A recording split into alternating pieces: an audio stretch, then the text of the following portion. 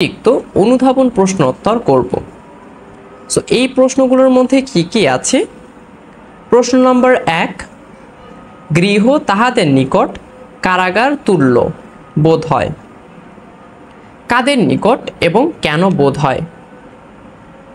এদেশের নারীদের কাছে গৃহ কারাগার তুল্য বোধ হয়, কারণ নারীরা জীবনভর গৃহবন্দী থাকে। তারা পুরুষের অজ্ঞাবহ বা দাসী মাত্র।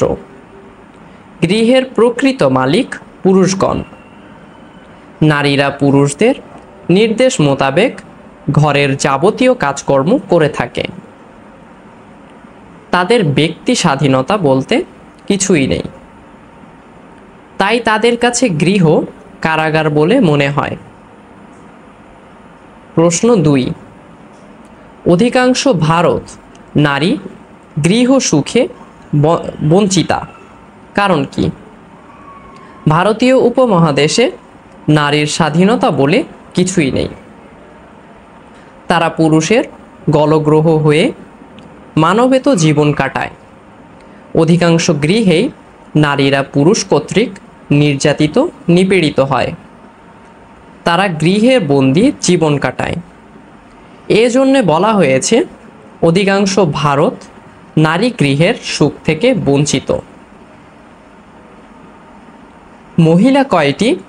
অতিশয় শান্তশিষ্ট, মিষ্টভাষিণী, যদিও খুব মন্তুক। এখানে কাদের কথা বলা হয়েছে? জামালপুরের নিকটবর্তী শহরে মহিলাদের কথা আলোচ্য অংশে বলা হয়েছে। একবার জামালপুরের নিকটবর্তী এক শহরে বেড়াতে গিয়েছিলেন বেগম রোকেয়া।